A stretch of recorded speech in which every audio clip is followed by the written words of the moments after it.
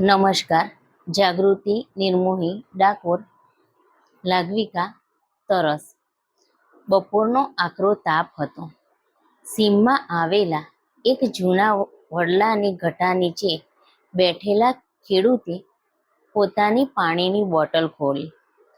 ગળું સાવ સુકાઈ ગયું હતું.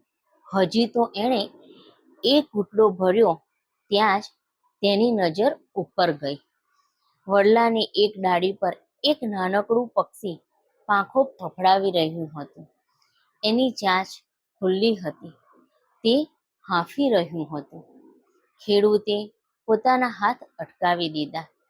એ માટીના એક ફૂટેલા કોડિયા તરફ જોઈ રહ્યો હતો. તે ઉઠ્યો અને પોતાની બોટલનું બધું જ પાણી તેમાં ઠાલવી દીધું. ધીમા પગલે તે થોડે દૂર જઈને ઊભો રહી ગયો. થોડી ક્ષણોમાં પેલું પક્ષી નીચે ઉતર્યું અને તૃપ્તિથી પાણી પીવા લાગ્યું. પક્ષીની તરસ છીપાઈ ગઈ અને તેણે એક મીઠો ટહુકો કર્યો.